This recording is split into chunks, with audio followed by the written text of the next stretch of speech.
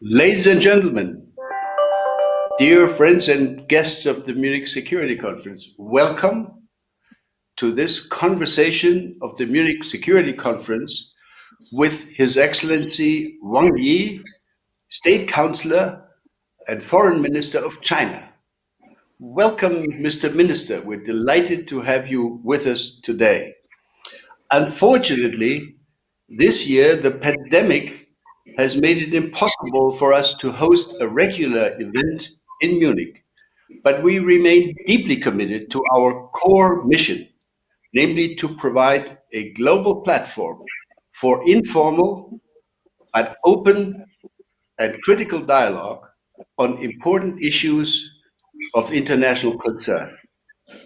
In February, I was able to welcome virtually uh, leaders for a special edition of the Munich Security Conference. This event was the kickoff for what we now call the Road to Munich.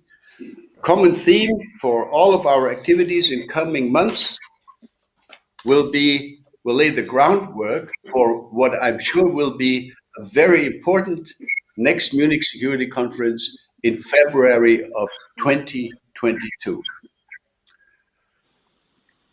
Looking at the future means recognizing that the West needs to take a fresh look at the rise of China and how we can organize our relationship with China. The European Union has described in a document already some time ago as a partner, a competitor, and also as a systemic rival. And in a strategy document issued by the United States government, China was described as seeking unfair advantages, I'm quoting, behaves aggressively and undermines international rules and values, end of quote. On both sides of the Atlantic, the issue of treatment of ethnic minorities in certain areas of China, China's policy towards Hong Kong, activities in the South China Sea, etc., have been widely discussed and much criticized. For the first time since 1989, the European Union has recently imposed sanctions against China. And China has reacted with even stronger sanctions against the European Union, including against members of the European Parliament.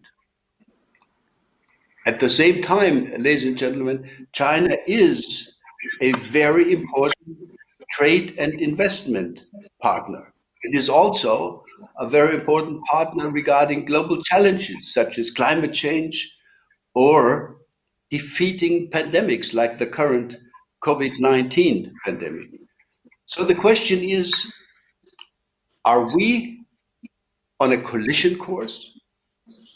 How are we supposed to deal with the obvious differences while maintaining the necessary cooperative elements? We cannot answer this question without engaging directly with China. For us at the Munich Security Conference, as a global forum, dialogue remains key. So this is why I'm so happy to welcome His Excellency Foreign Minister of China to present his perspective on these issues, on these critical issues, and others, I'm sure, in just a few minutes. We will also have comments from a European point of view. I would like to offer a very warm welcome also to two distinguished guests. First, Federica Mogherini, former Vice President of the European Commission and EU High Representative for Foreign Affairs and Security Policy, and Sigmar Gabriel, Chairman of Atlantik-Brücke and former Vice-Chancellor and Foreign Minister of Germany. On that note, Sigmar Gabriel, Thank you for the excellent cooperation with your organization in preparing this event. May I ask you for a brief word of welcome on behalf of Atlantik-Brücke? Please, Sigmar Gabriel. Thank you very much, Excellency, State Councillor and Minister for Foreign Affairs of the People's Republic of China, dear Wang Yi, dear Federica Mogherini, and dear Ambassador Ischinger. First of all, on behalf of the Atlantik-Brücke, I would like to thank Ambassador Ischinger and the Munich Security Conference for this event, which focuses on what is perhaps Europe's greatest challenge in this decade, Europe's relationship with the United States of America and the People's Republic of China. My special thanks go to, of course, His Excellency Wang Yi, and in the same to Federica Mogherini, who was the representative of the European Union for Foreign Affairs and Security Policy. Both had accepted the invitation from Mr. Ambassador Ischinger and the MSC. Regardless of the question of where we have differences and conflicts with one another, none of the global challenges can be mastered and solved without China's contribution. Be it countering climate change, the fight against pandemics, the fight against proliferation of nuclear weapons, conflict resolution, or the fight against hunger and poverty in the world. Only if the United States, China, and Europe work together, these global challenges can be overcome. Without considering China's contribution, one can no longer discuss global issues in the 21st century. In addition, it's normal that one of the largest and most successful economies in the world, a country with 1.4 billion inhabitants, is no longer satisfied with the role it played as a developing country in the post-war order of World War II. So the discussion with and about China must therefore always take a broad perspective and must not be narrowed down to individual fields, as we often witness in the public debate. International politics and, above all, security policy, as it's in the core of the MSC, must, on the one and on the other hand, consider the entire spectrum of our relationships. Economic interests, international cooperation, as well as geopolitical rivalry, and the discussion of human rights, including individual human rights.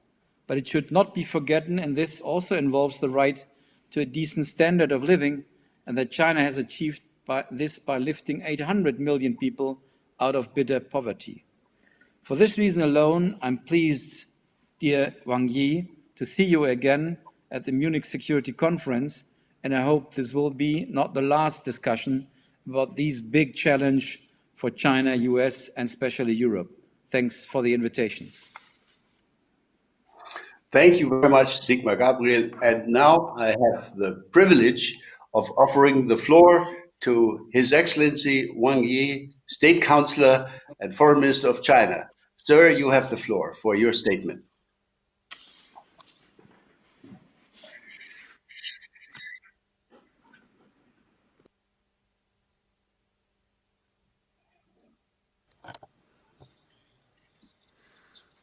Well, let me begin by thanking the Munich Security Conference, MSC, for hosting this conversation with China.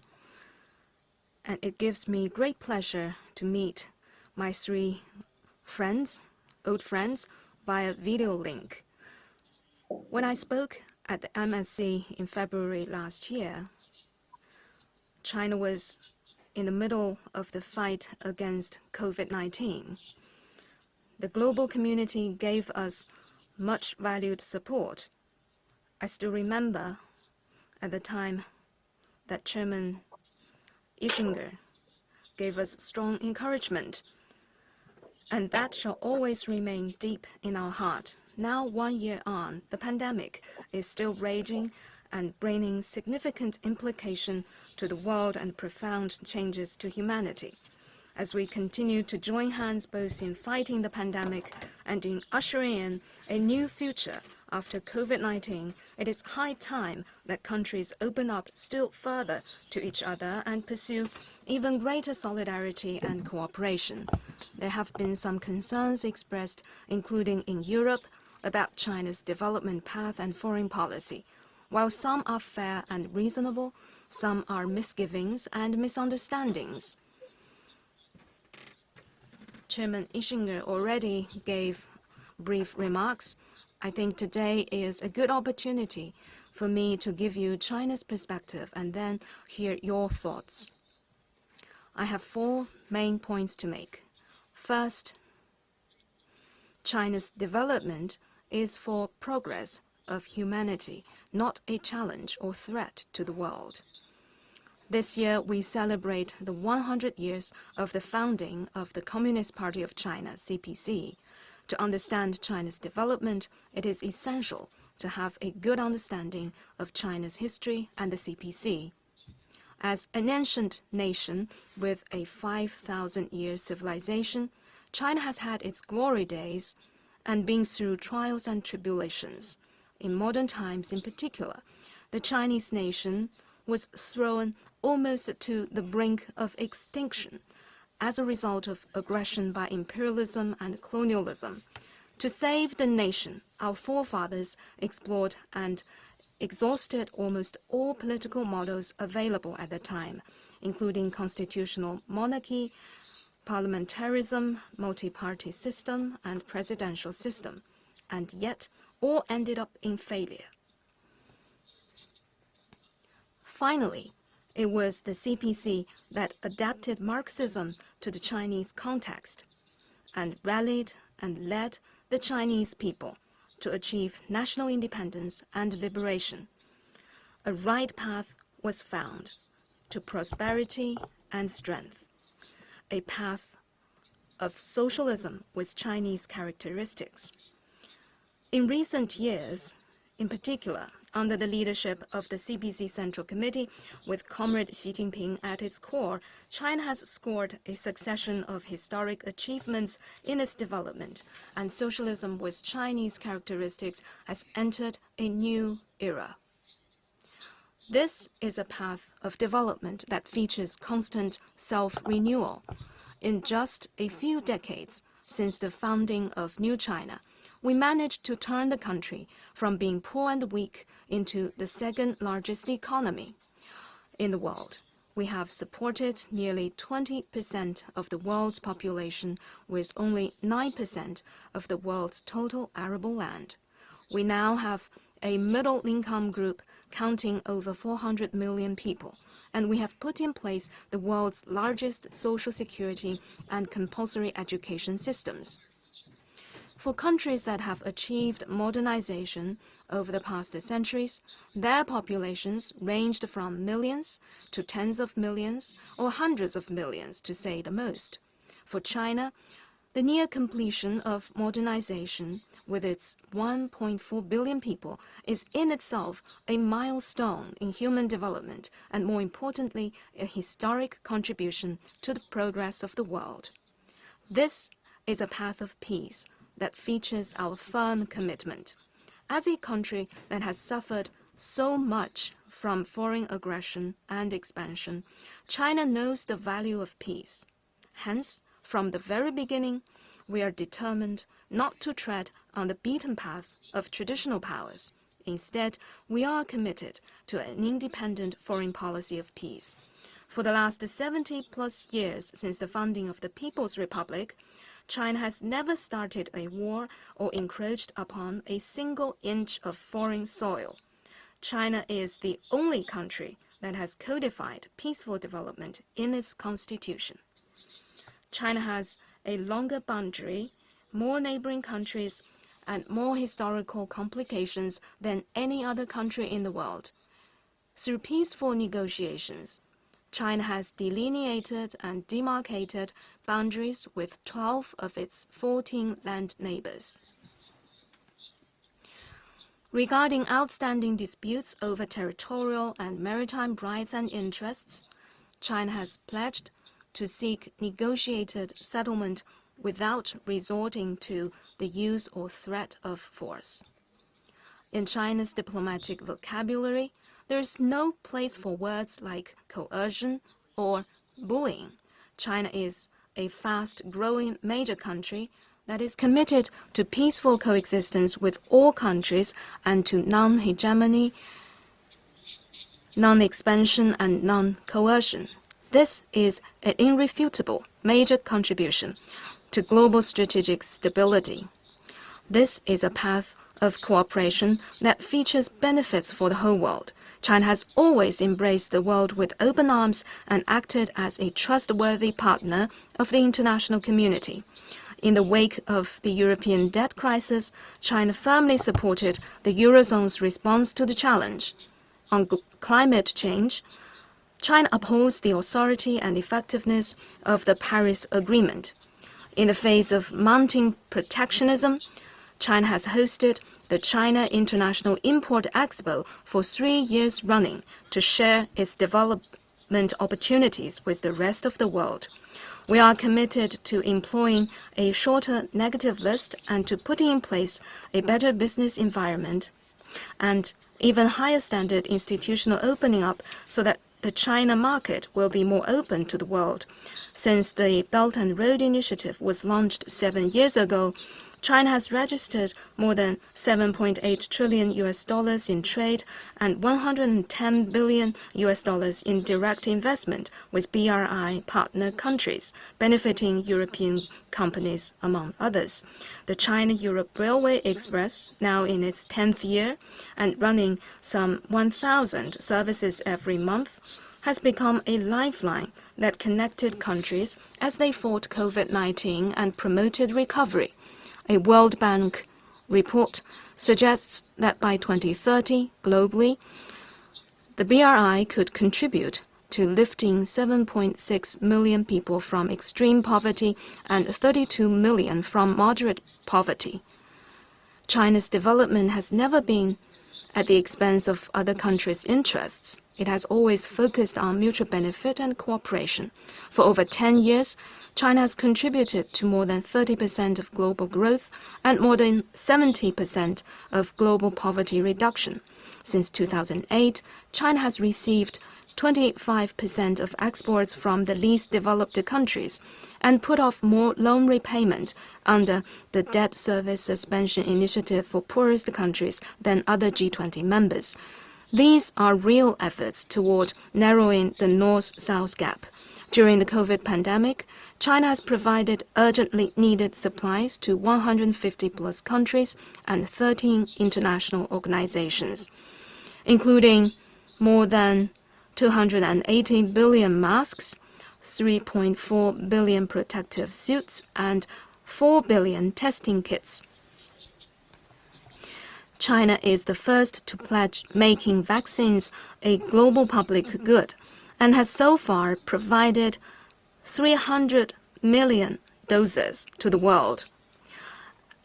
At the recent Global Health Summit, President Xi Jinping announced 5 new measures, including providing financial aid, supplying vaccines, carrying out joint vaccine production, and waiving intellectual property rights on vaccines. These measures will lend a strong impetus to the building of a global community of health for all. That said, China's development remains a long and arduous journey. Our per capita GDP, just a little over $10,000, ranks after the 60th in the world, far behind most European countries, including Germany and Italy. The primary task for this biggest developing country in the world is to concentrate on developing itself and addressing the principal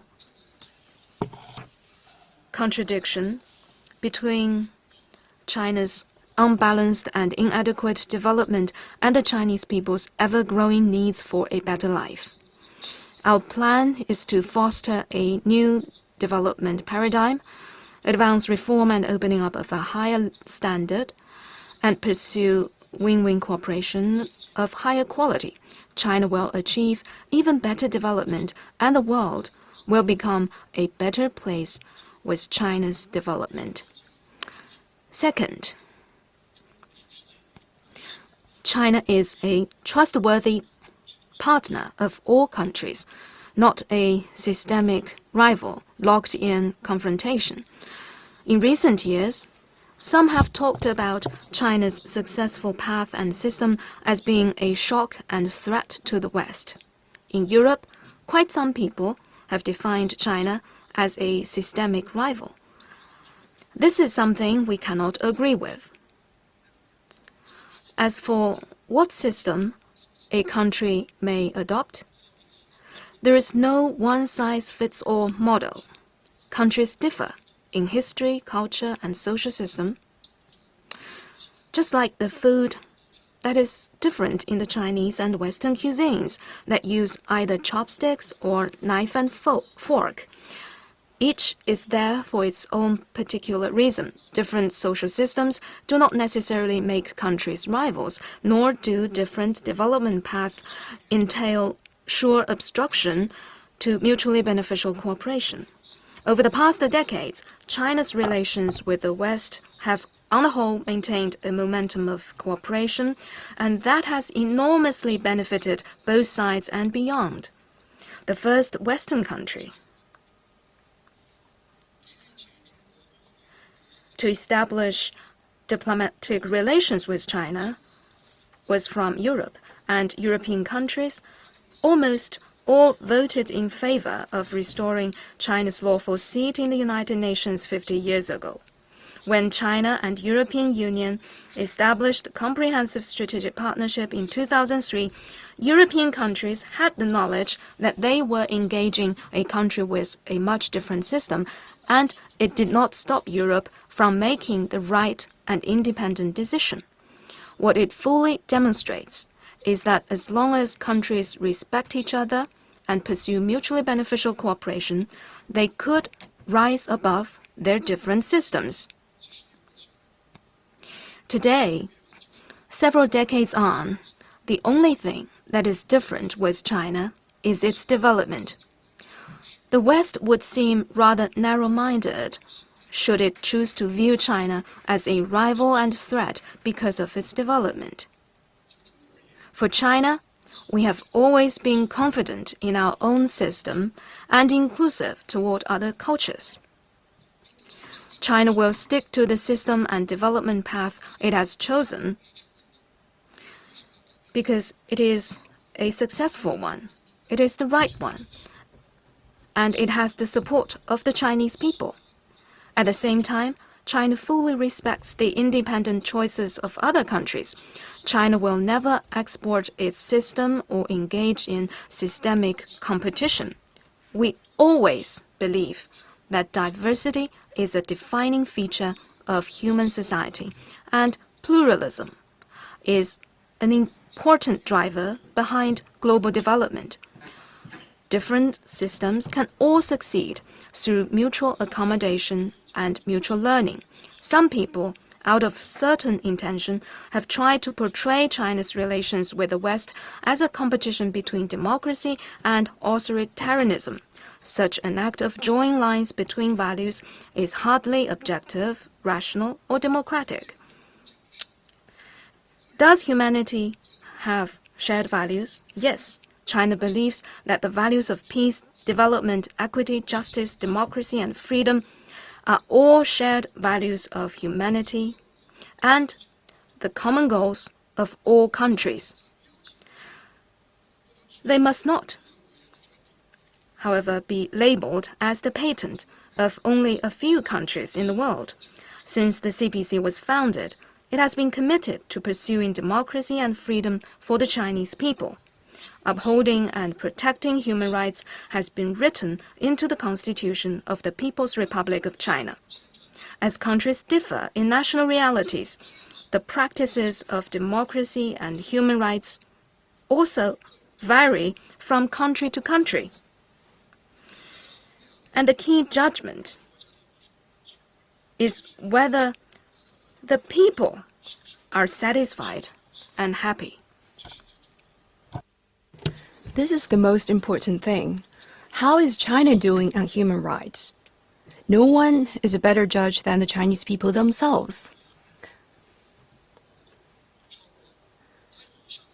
As was mentioned previously, in the last 7 decades and more, over 800 million Chinese have been lifted out of poverty, and average life expectancy has surged from 35 to 77 years, with its Human Development Index rising from 0.410 in 1978 to 0.758 in 2018.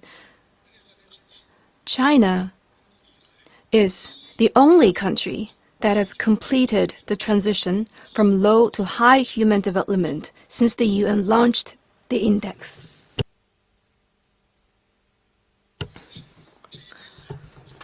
And over the years, many independent opinion polls conducted by Western research institutes, the independent opinion polls, including those in the US and other countries, have invariably placed the approval and satisfaction ratings of the CPC and the Chinese government among the Chinese people at the top of world rankings. The support is over 90 or 95%. And these are the result by foreign independent opinion polls.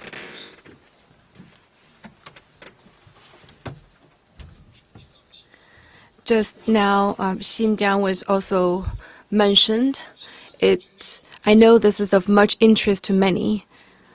Xinjiang has seen substantial development in human rights.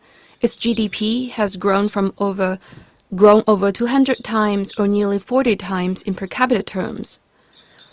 More than 3 million people have graduated from poverty in Xinjiang. Between 2007 and 2018, the Uyghur population in Xinjiang have grown by over 3 million, or 31.8%. The allegation of a genocide in Xinjiang is against the facts and common sense. It is also astray from human intelligence and conscience. Many foreign friends who have been to Xinjiang have openly denounced such allegations. Third, China is ready to work with countries in Europe and the wider world to practice true multilateralism and uphold the UN-centered international system. The principle lying at the core of the existing international system and order is multilateralism. When multilateralism is well observed, the well-being of humanity gets preserved and advanced. When multilateralism is under attack, chaos breaks out and the law of the jungle returns. The past few years saw unilateralism running unchecked. A superpower had chosen to put its own interests above other things. It turned its back on a host of international organizations and treaties and wielded the stick of unilateral sanctions, causing serious disruption to international order and global governance. Against such a backdrop, China and Europe rose to the challenge. Together, our two sides defended multilateralism with concrete actions and prevented the world from heading toward confrontation and division. Today, in a world experiencing changes and a pandemic both unseen in a century, the 193 UN member states must not see themselves as 193 separate boats, but 193 sailors on board the same boat. To successfully navigate rapids and hidden shoals, we must pull together in solidarity, stay united for multilateralism, and heighten the awareness that we are a community with a shared future. Here comes the questions. What is multilateralism? And how to practice multilateralism? We welcome discussions among countries. In China's view, true multilateralism cannot be achieved without the UN and a firm commitment to upholding the UN-centered international system. true multilateralism cannot be achieved without international law and a firm commitment to maintaining the international order built upon it. And true multilateralism cannot be achieved without international cooperation and a commitment of major countries to lead by example in upholding justice, following the rule of law, undertaking responsibilities, and focusing on actions. We must guard against pseudo-multilateralism. Sheer talk of returning to multilateralism may hide a real scheme to form small circles and conduct group politics, and to even divide the world along ideological lines and force countries to pick sides. We have heard talks about the need to uphold the rules-based international order. Well, the crux of the matter is, what kind of rules are being talked about? If they mean the UN Charter and international law, then repetitious reference of the rules sound rather redundant.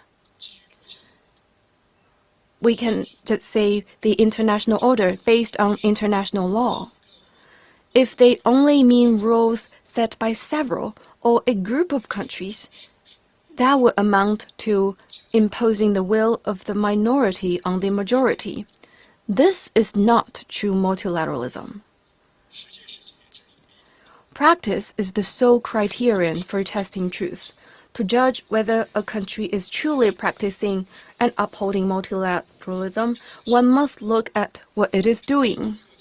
As the first country to put its signature on the UN Charter, China has joined almost all intergovernmental organizations and over 500 international treaties.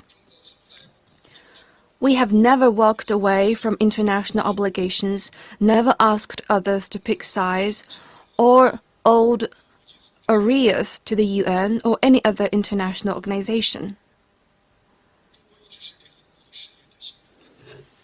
China has remained a doer in the various undertakings of the organization. China is now the second largest funding contributor to both the UN and its peacekeeping operations, and the top contributor of peacekeeping personnel among the permanent members of the Security Council.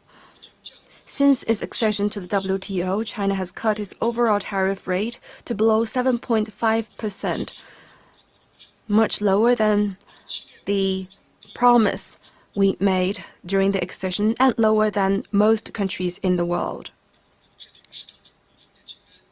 China has shortened its negative list on market access from about 100 to 33 items, and this environment has been steadily improving.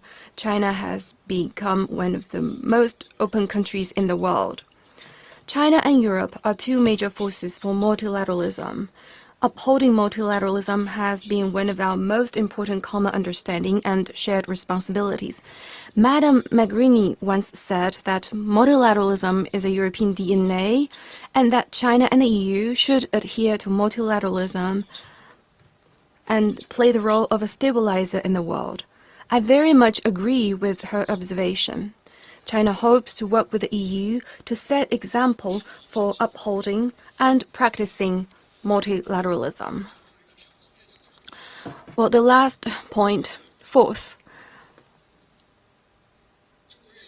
China is ready to maintain and expand all-round cooperation with Europe in the spirit of mutual respect and mutual benefit. Now there are different kinds of talks about the nature of China-EU relationship. Is it one of competition, confrontation, or cooperation? Are the two each other's rivals, threats, or partners? China's position is consistent. We view relations with the EU from a strategic height. We see cooperation as the overall direction and keynote of the China-EU relations, and we see Europe as a partner, not a rival. We will continue to support the European integration process, support the EU in gaining greater unity, strength, and strategic independence, and in playing a bigger role in the world. We also stand ready to expand all-round cooperation with Europe on the basis of mutual respect and mutual benefit. The top priority is to step up cooperation against COVID-19. An ongoing pandemic with many twists and turns is the biggest challenge to the international community. It is important that our two sides continue to lead global cooperation. The two sides may work more closely on the development and production of vaccines and support the WHO and Gavi in playing their role, and oppose the politicization of vaccines and vaccine nationalism. We also need to promote more fair and equitable distribution of vaccines and help developing countries enhance anti-epidemic capacity. Second, we need to enhance coordination on macro policies to boost global economic recovery.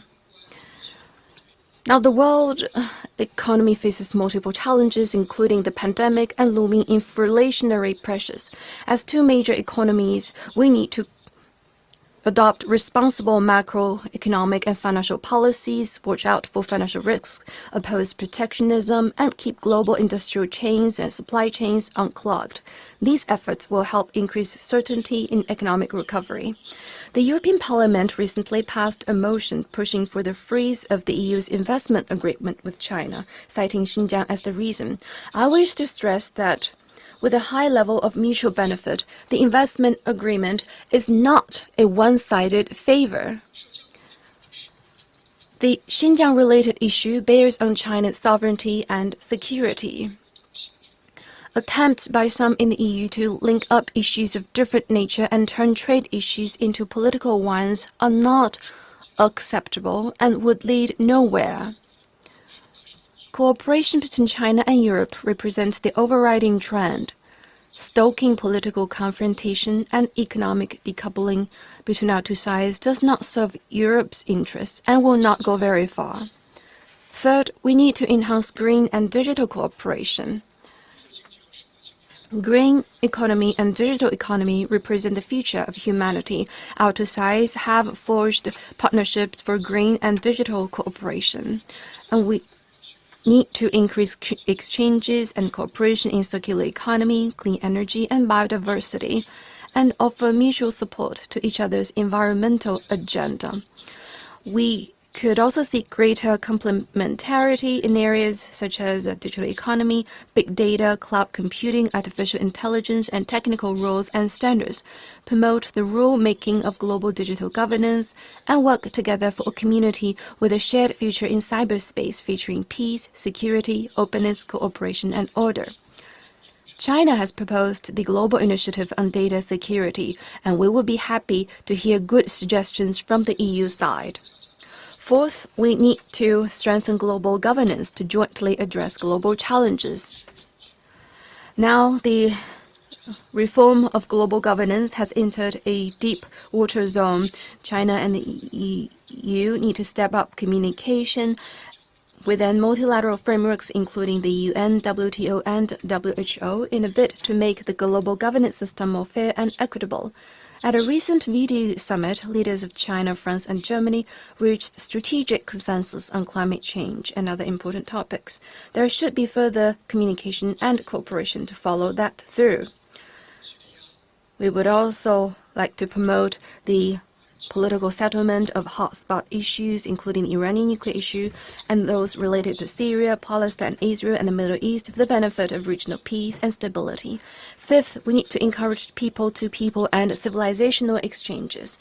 China and Europe are two proud civilizations, and there are many widely told stories. We need to encourage more cultural, educational, academic, and media exchanges to better understand each other and bring our peoples closer. Such exchanges will also help prevent disinformation from covering up truth and political virus from eroding solidarity. That will also cement the popular and social foundation for the steady growth of this relationship. Europe is the birthplace of the Olympic spirit. Our two sides may stand together in denouncing politicization of sports. China welcomes European countries to the 2022 Winter Olympics in Beijing, and Chinese audience are looking forward to cheering up for the excellent performance of European athletes. Well, thank you for your patience. Now I look forward to my old friends' comments and would love to take whatever questions you may have. Thank you. Thank you very much, good friend, Foreign Minister Wang Yi. Thank you for this very comprehensive statement. I'm now going to hand over directly first to Federica Mogherini for her initial comment, and then to Sigmar Gabriel, and then we'll take it from there and look at some of the questions that have been submitted by members of the audience. So, Federica, why don't you go ahead first, please? Thank you very much. Let me start by thanking you, the Munich Security Conference, and saying how happy I am to see again my old friend and State Councillor and Minister Wang Yi, and also Sigmar. Great to see you again. It is a good opportunity, I think, to have not only comprehensive but also a very frank and open discussion, as it is always in the spirit of the Munich Security Conference, and as we always did during the years of cooperation we have shared. And I believe that you have given us a very clear and detailed picture and framework of where China stands today, coming from far away, as you recalled, but also with the current positions that China has, and also you made, I think, very clear some of the worries that China identifies in the global trends and dynamics that are developing in these months. I believe that I was listening to you very carefully, and I thought how many times we went through some of these topics in our dialogues, being them bilateral or public. And I think that we all know very well, and the Munich Security Conference audience also, I think, knows very well, which are the points on which we disagree. And we probably would not come to an agreement in 10 or 15 minutes of an online meeting. I think that what would be interesting now to understand, and this would be my question for you, in a moment when the global trends are shifting somehow, but not in a completely clear direction yet, to understand to what extent this space for cooperation between Europe and China is actually real, and on what topic or topics this can be real.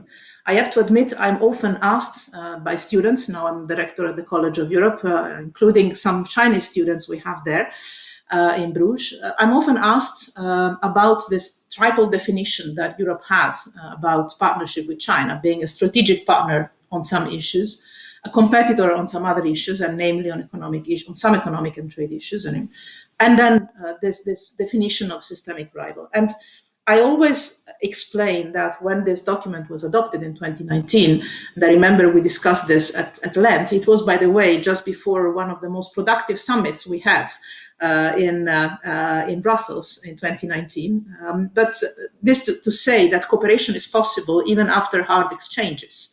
The important thing, as you said, is to be clear and respectful, and to put everything on the table in an honest manner.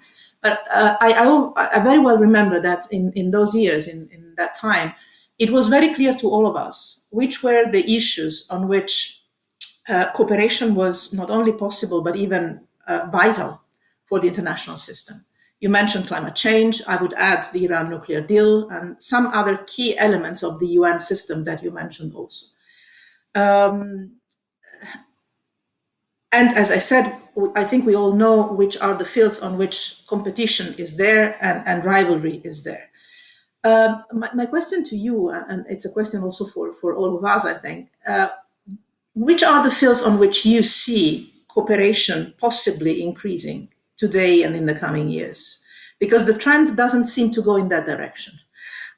Some argue that we only have climate change left, basically, to cooperate on. And I think that the management of the pandemic has represented at first an opportunity for international and global cooperation. But we've also seen dynamics that have been different. The use of aid or sanitary support twisted for political or communication reasons from different sides. And I am afraid that the opportunity of understanding that we are on the same boat, as you put it, might slip away in the current geopolitical dynamics. I still believe that Europe understands that dialogue is a must, and cooperation in all fields where this is possible, and not in all fields it is possible, is better than confrontation. As you said, this is in the European DNA. But it seems to me that the areas for practical cooperation, for real cooperation, beyond the narrative, beyond the keywords we use, is shrinking. Which areas for cooperation would you identify for the present and the future of the relations between China and Europe?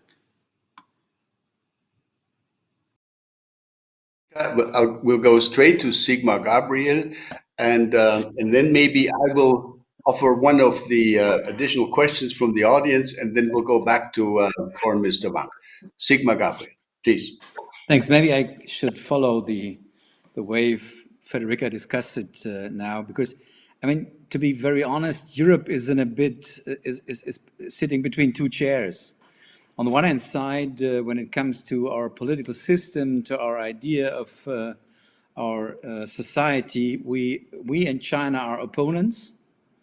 And when it comes to global challenges and economics, we are partners. Some call it a kind of frenemy, friend and enemy at the same time. So, and maybe it will be our position for the next 10 years. And what Federica asked is where Europe can make a difference when it comes to develop more international cooperation, which is in the interest as well as in the interest of China and the US and Europe. And there I want to pick up the idea of and the question of our friend Wang Yi. What is multilateralism about? I think multilateralism is surely not the rule of the minority above the majority. There you are absolutely right. But it's also not the opposite. Multilateralism means not the rule of the majority above the minority. Multilateralism means that by international treaties, international cooperation, and at the best, international institutions, the rule of the strongest should be replaced by the rule of law. It's about a fair framework with the same rights and responsibilities for all countries. And this includes, by the way, to respect the International Bill of Human Rights as individual rights as well as social rights. In this respect, Europe and the United States also share the idea of a world order in this interpretation of multilateralism. Without, by the way, the rise of China in the last few decades would hardly have been possible so quickly. In essence, the idea of this order is that treaties and international institutions should peacefully regulate and resolve the world's conflicts without increasing confrontation, because disputes and conflicts between individual nation states or regions in the world can always arise. We will not see a world without conflicts. However, if they are to be dealt with peacefully and not turn into a conflict, a common framework and, above all, neutral international institutions are required. Today, we are experiencing that the existing institutions either no longer take account of the international conditions that have changed significantly since the end of the 20th century and are in need of reform, or simply toothless tigers, or even completely absent. My first question to our guest, Minister Wang Yi, is therefore whether China could conceive of joining this idea of an international institutional framework and thereby strengthen international agreements and organizations such as WTO, where we have a huge reform necessity, the WHO, for example, but also international jurisdictions in the coming years. And to what extent does this idea contradict the idea of non-interference in the internal affairs of a nation which China regards as indispensable? Sigmar Gabriel. I've just been informed by Foreign Minister Wang's team that it would be okay if we go into a few minutes over time, because we are already under serious time pressures. the statement by Foreign Minister Wang has taken up a good amount of our allotted time. So we will go into some overtime. I know that Federica Mogherini will have to leave us precisely on time in something like 10 minutes or so. So if you agree, before offering the floor again to Minister Wang, let me add one question that's been submitted from the audience. And this is a question, Minister, which comes from a member of the European Parliament. And you will not be surprised by the direction of this question. So with your permission, I'll read it to you. Relations between Europe and China are very strained. In March, the European Union sanctioned a small number of individuals in China with regard to the situation in Xinjiang. The Chinese government reacted by sanctioning a large number of EU institutions and individuals. How will China be able to have a positive relationship with the European Union if it sanctions key institutions of the European Union? Question mark. End of quote. So at this point, if I may offer the floor to the minister for his first response, and then hopefully we'll have enough time to go into some of the additional questions that have been submitted. Minister, you have the floor.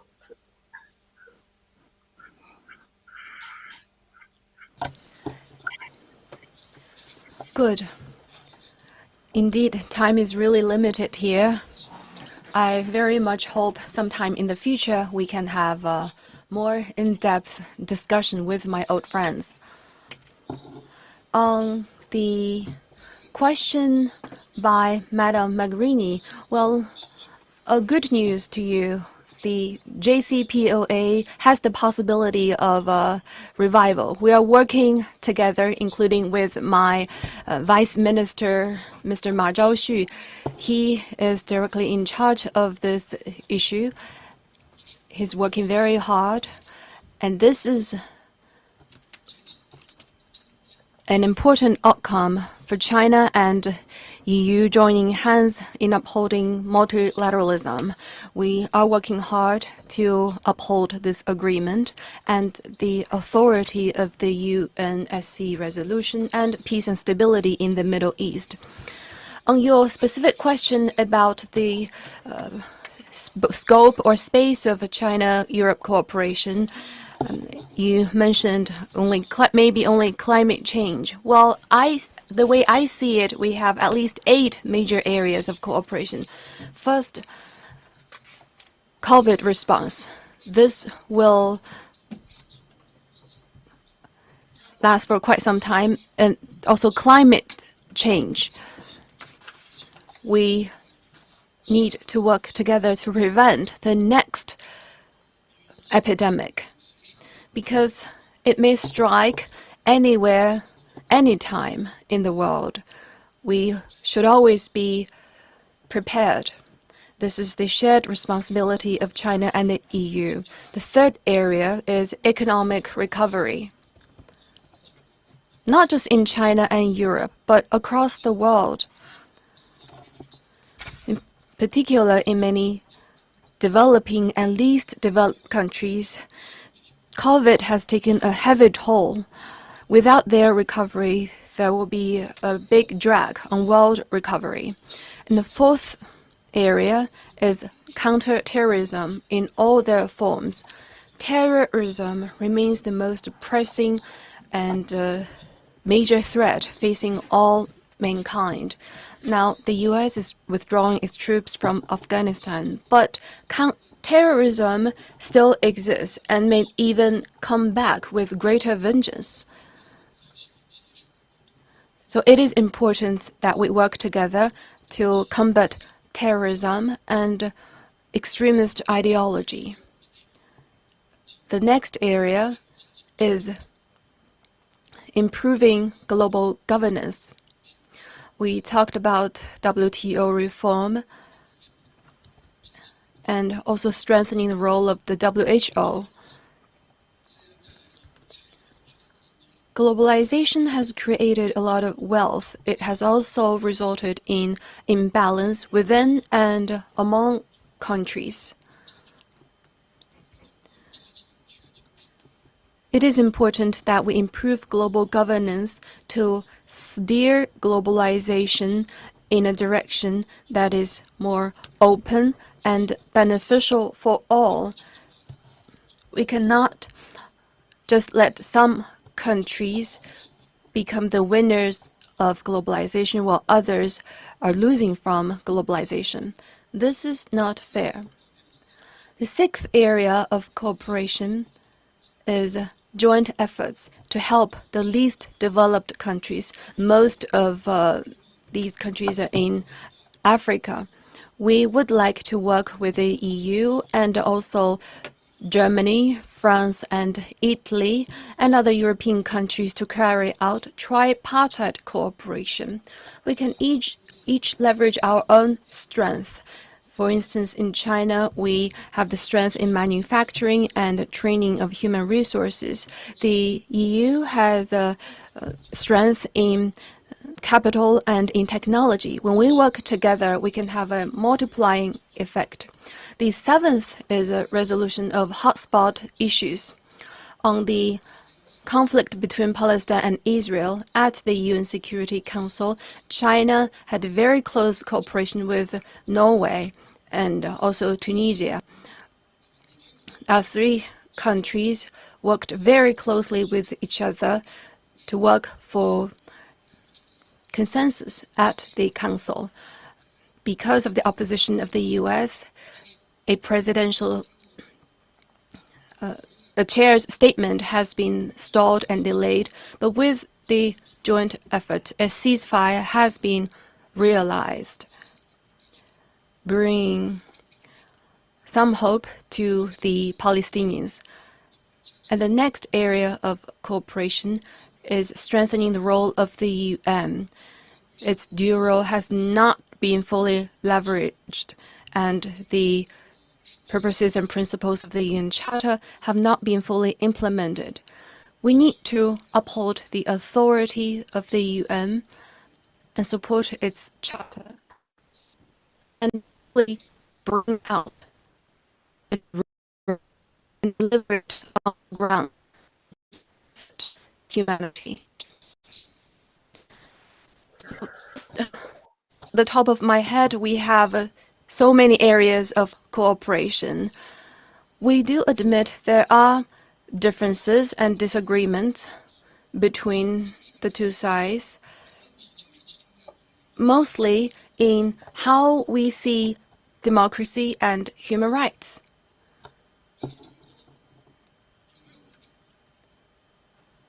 Is there democracy in China? I talked about the international opinion polls. One is by Harvard University. The team has done a 13-year-long survey, independent survey in China, and their conclusion is very clear. That is, over 95% of the Chinese people are supportive of the Chinese government and the governing party. In other words, their needs are met by the government, and they are happy and content with their life in China. Isn't this democracy? Isn't this what democracy is about? There are different means to democracy, but what matters is the result. If the people are happy with it, this is democracy. And talking about human rights are codified in China's law, the protection of human rights. If there is no protection of human rights, would we have gone this far in our development and in our progress? We wouldn't have achieved so much. In China, we are doing everything we can to promote democracy and human rights. it is important that we have more communication to dispel some misgivings or misunderstanding. One thing is very important. No one should see others with their own standards.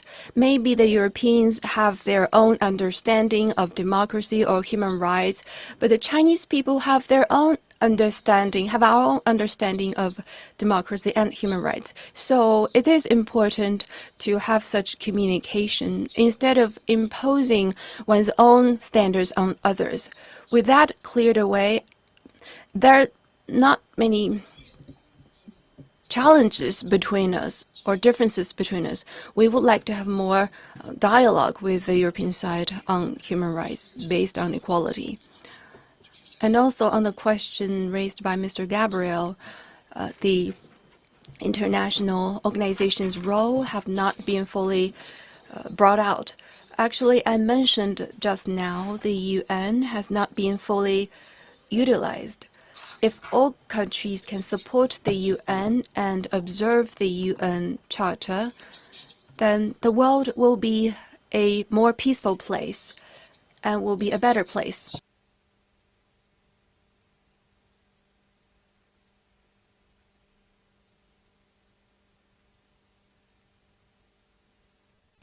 The pressing task now is how we can work together to ensure that the UN can fully live up to its role, to leverage its role, to make sure that the UN Charter can fully play its role. That is important. The main entities of the international law have increased during the recent decades, and many of them are African countries. Many of them gained independence in the 20th century. So indeed, reform of international institutions is necessary with a view to increasing the representation and say of developing countries, and this will help fully leverage the role of the UN system. Humanity has gone through 2 world wars, and countries worked together to formulate the UN Charter and some basic norms in international relations, and these shall be adhered to, and these include equality of all countries regardless of their size, the principle of non-interference in other countries' internal affairs, and these shall be upheld. Otherwise, the world could return to the old days of the rules of the jungle, the days when the might was right. We don't think that is the trend for the future. And another principle, of course, is peaceful settlement of disputes, and all these shall be upheld and adhered to. Mr.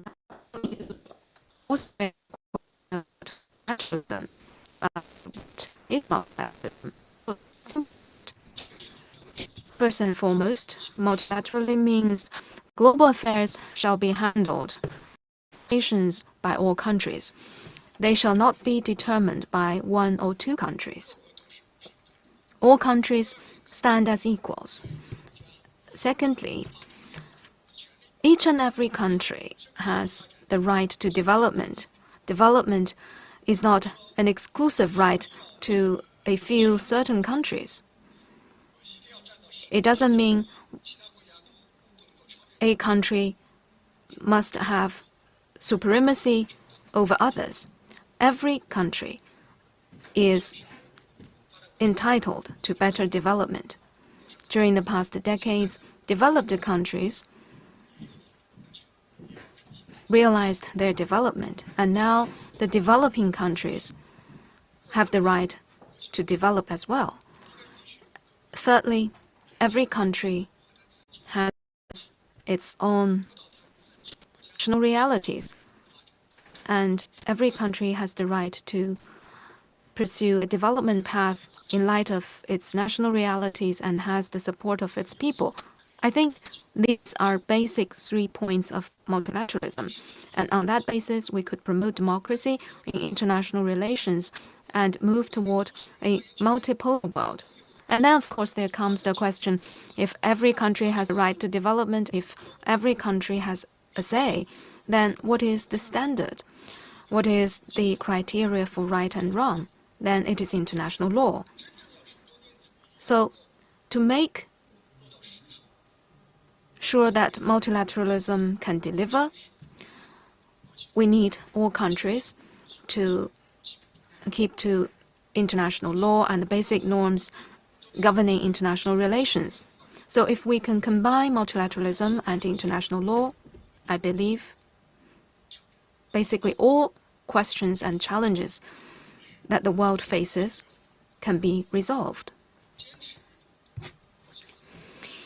Upholding basic norms of international relations and international law includes adherence to the principle of non-interference. So keeping to the current international system and the non-interference in internal affairs actually do not contradict each other. And Chairman Ischinger, you have raised a question on behalf of the audience. The question is about relations between Europe and China. Well, first I want to say that it has never come to our mind that EU will put sanctions on us. The EU and China, we are comprehensive strategic partners. How is that possible for comprehensive strategic partners to put sanctions on each other? So the Chinese side was shocked when the EU made a decision to impose sanctions on us. And I'm afraid the EU sanctions were not firmly grounded in realities. They were basically based on so-called evidence from a few individuals. And the EU never communicated with the Chinese government about whether or not those evidence was true. And the EU sanctions were not ratified by the United Nations, which means they were not firmly grounded in international law. And I have to tell you, my friends, when those EU sanctions were launched, the Chinese people were reminded of the days when we were bullied by European imperialists. So when the news was released, there was a strong public opinion in the Chinese society. And as the Chinese government, we have our sovereignty to uphold. We have our national dignity to uphold. We have to let people know the truth, the facts. We must push back falsehoods and disinformation. So we have to make some response. We were unwilling to do so, but we were not the first to launch the issue. If there were no EU sanctions, we wouldn't have rolled out our sanctions. Having said that, I must say that China-EU relations have the basis that has been built over the past decades, and they wouldn't be derailed because of one or two sanctions. I still have confidence in our relationship. I believe we will be able to overcome the temporary difficulties through dialogue and communication.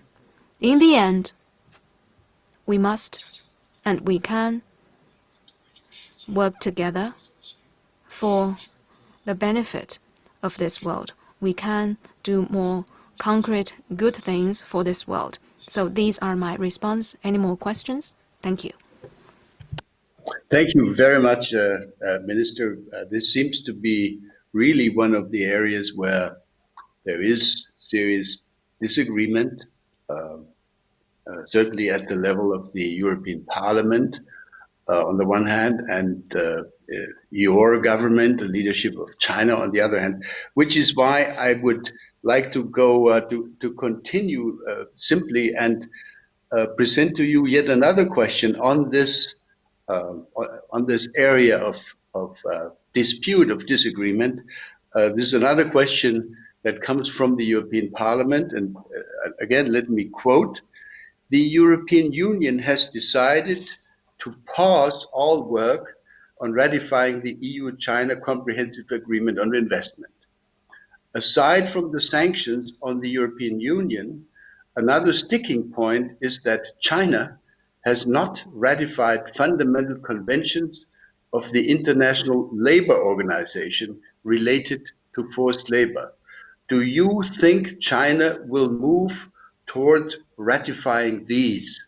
Question mark. This is the first question, and since we're running out of time, with your permission, let me just add another question which has been submitted by a university student, which is related to this. I quote: "Why is," I mean, you have actually responded to this question already, Minister, but I'm repeating it anyway. Why is the situation in Xinjiang not a legitimate area of concern for Europe as seen by China? And why has China's response to the expression of international concerns on this issue been so hostile? Question mark. So these are two questions. Let me just simply explain that Federica Mogherini already had to leave. We knew that she only had time until 3 o'clock.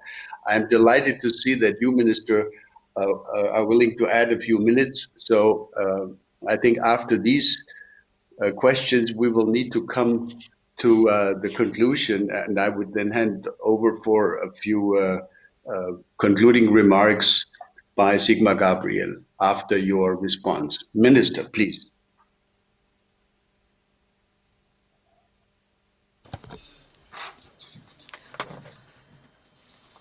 Well, these are good questions. It's good that you have raised these questions, and I would be happy to give some explanation. First, on forced labor, there is no forced labor in China. The Communist Party of China has been governing China for 100 years, most importantly because we are people-centered. We have always proceeded from the interests of the people. There is simply no such thing as forced labor in China. It's against the philosophy of a party, and also in China's law, it is strictly forbidden. And third, China has acceded to 22 conventions of the ILO. Now, there are only 2 conventions that we have yet to join. The work is underway. We are studying and working to ratify these 2 conventions. In the BIT negotiations with the EU, we agreed in explicit terms that the parties are committed to advancing the ratification of relevant ILO conventions.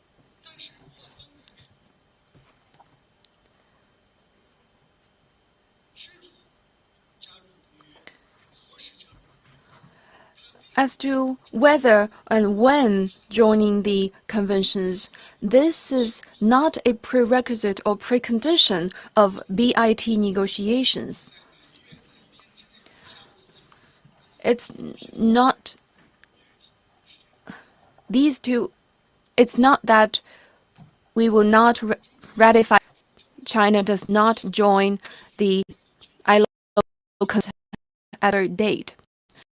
Well, on China's part, we are doing one to ratify ILO conventions, but again, that a prerequisite BIT. If there's external political from the that may be counterproductive to China's ratification of the ILO conventions. China has its own dignity. We will not cave in to external political pressure. We have our own pace. We are doing according to our own way, but not yielding to any external pressure.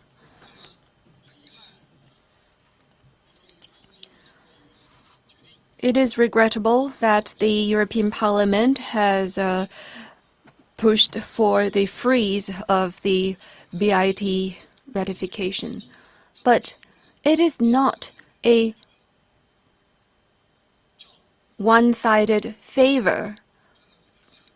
Like I said in the remarks previously, it serves the benefits of both sides. The EU is a comprehensive strategic partner of China's, and in the negotiation, China's offer has the lowest market access and highest standard of opening up to date.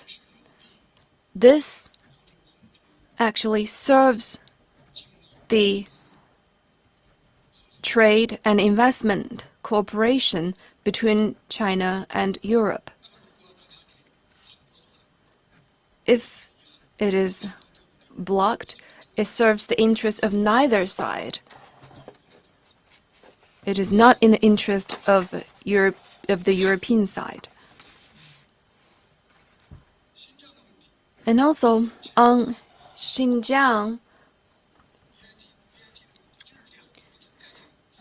these are two completely different issues and should not be linked up in any politicization attempt. The business cooperation, including BIT, should not be held hostage by the different opinions politically. Like the Singapore scholar Mr. Kishore Mahbubani said, it's like shooting oneself in his feet. It's not constructive at all.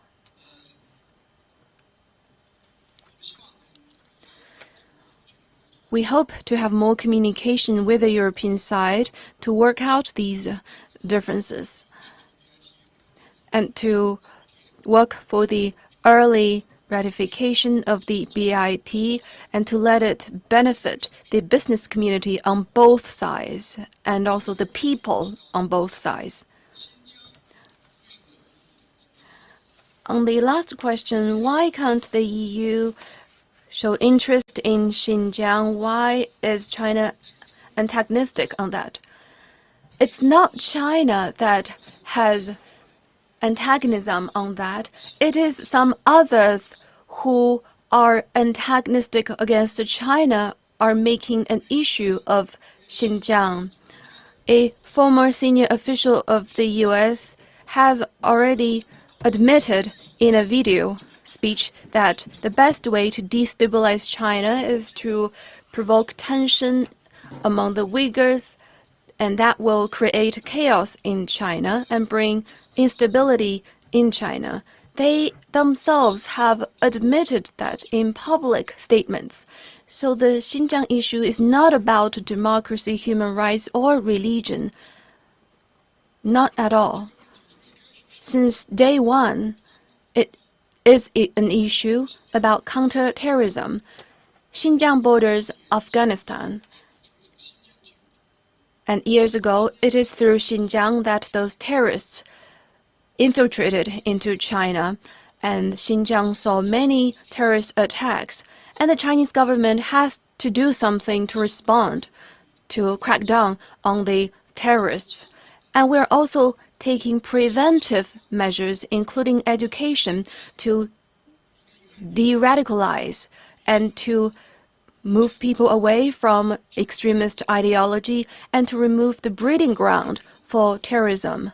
That is something advocated by the UN, including in an action plan of the UN that encourages countries to take education measures to remove the breeding ground. And we have drawn upon experience from the UK, France, and Germany. In the UK, they have the DPP project and also community correction. They are essentially the same. That is, through education, we try to change their mindset, to remove the terrorist ideology. That's what Xinjiang has been doing and has produced good effect. There have not been terrorist attacks in Xinjiang for more than 4 years. The people there are now able to enjoy stable and happy lives. This is something good. There's no such thing as concentration camp in Xinjiang. And many of the pictures are actually pictures of the schools, government venues, and been to China. Many places have high walls. It's a custom or habit of the Chinese people. They are not concentration camps. Not facts. And there's no such thing as 1 million people being detained. They are fabricated by some scholars who are against China. And there's no thing as genocide. Our European friends know what is genocide. And in Xinjiang, the population has grown a lot. There's no such thing as genocide. And in China, there are many favorable policies in terms of education, employment, regarding the ethnic groups. All of those are lies and rumors. Why would people make up those lies? Some are driven by biases against China, and some are driven by a hidden agenda. The purpose is to destabilize Xinjiang and then China. And then they could hold China back. They could stop China's development. They are unwilling to see China, a country with 1.4 billion people, developing in a smooth way. And that is something we will not say yes. As I said, China has the right to better development, and China's development will contribute to the development of humanity. China has no hostility toward any other country or any other. And we have hosted nearly 740 press conferences to tell people about development. And we have disclosed the reality against those falsehoods and lies produced by those so-called witnesses. And there is no such thing as people being persecuted. If others still choose not to believe us, then they can come to Xinjiang, they can see reality with their own eyes, and they could ask questions themselves. We won't prevent them from doing so. And I can tell you, my old friends, up to now, there are over 1,000 scholars, government officials, Muslim religious from over 90 countries who have visited Xinjiang. We have received them in Xinjiang, and they are from different social backgrounds. They have different professions.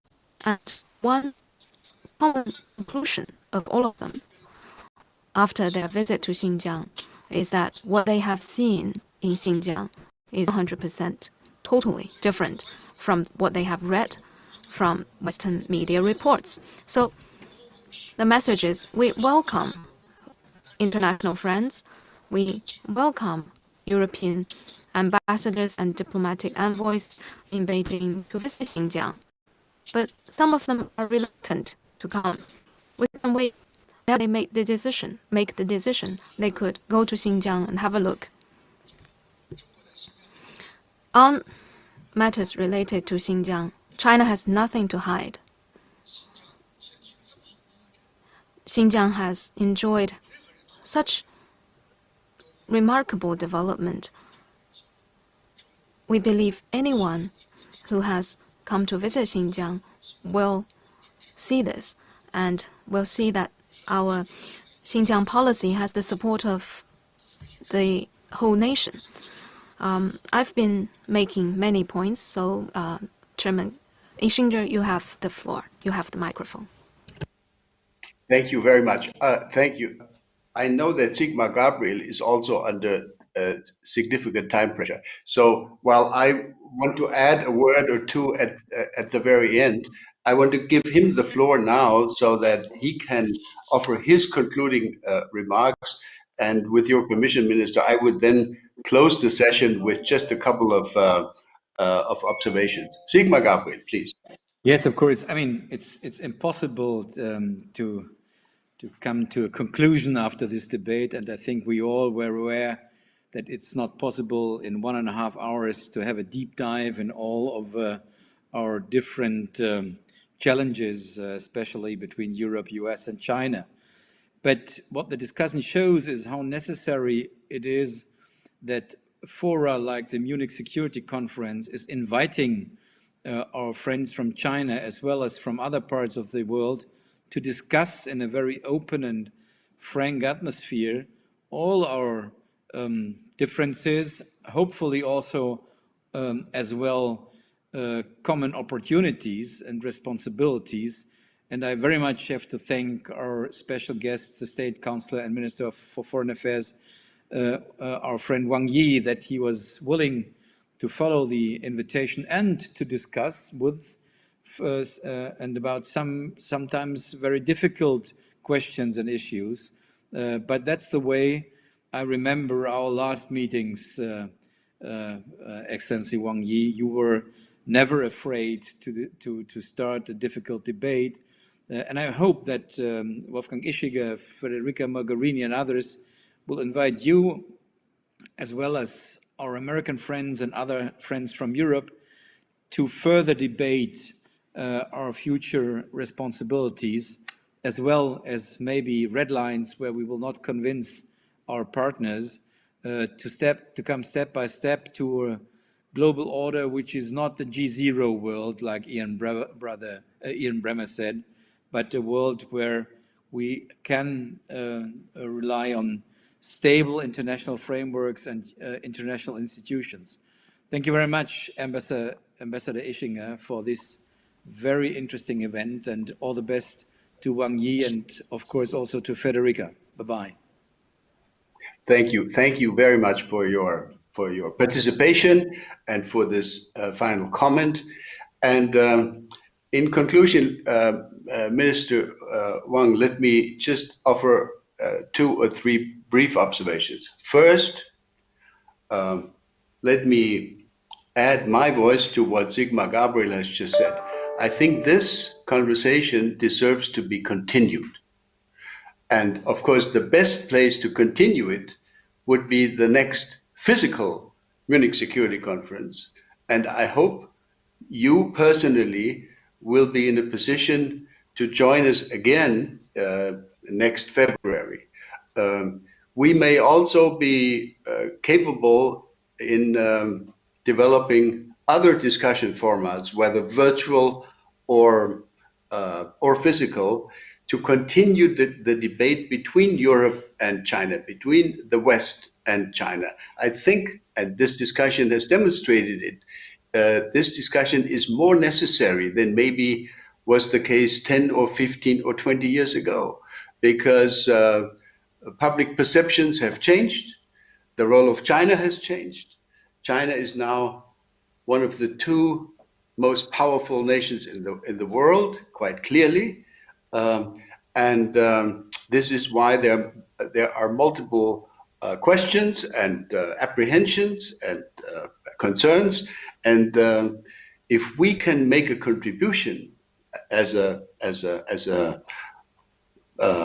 non-partisan format, we, the Munich Security Conference, we will certainly want to do that. So you and other leaders of Chinese government and have a standing invitation, of course, to to continue this discussion. Second observation, quite frankly, the script I have in front of me contains a significant number of questions which I was now not able to present to you because we ran out of time, but simply to signal to you that there was a question, for example, on the future of arms control and whether China would, under what conditions China might be willing to enter into serious arms control negotiations with other big powers. There was a question, and I think these are all very interesting questions. There was a question on the global initiative on data security, which China launched last year. There was a question on China's announcement of wanting to be climate neutral by 2060 and how that could be achieved if China continues to have fossil fuel sources. What about the export of Chinese coal power technology? Is that compatible with climate neutrality? There were questions about arms reductions, which I already mentioned. There was a question about the WHO role, etc., etc. So you see that we only covered about half of the significant number of questions. In other words, once again, this discussion deserves to be continued. I'm very glad, and I want to thank you for participating in this for now an hour and a half of your time. This is the business of the Munich Security Conference, to help eliminate misunderstandings, to help invigorate dialogue, and I'm glad we were able to at least make a small contribution through this event today. Mr. Minister, thank you very much. Thank you also for the interest in the Munich Security Conference and the participation in the conference activities, which you personally and many of your colleagues, including one of your important predecessors, Wang Yi, has shown over these many years. We're grateful for that, and that is the spirit in which we want to continue our cooperation and our discussions. In her absence, I want to thank Federica Mogherini and the Atlantik-Brücke with Sigmar Gabriel. They both already had to leave, and certainly also your team, your wonderful ambassador in Berlin, with whom I had many discussions in recent days and weeks to make detailed arrangements for this. Thank you again, Minister. This was a good and useful discussion, even though we know that we don't agree on all issues, but that, I think, is normal, and that is why we need to continue. Thank you very much again. Goodbye.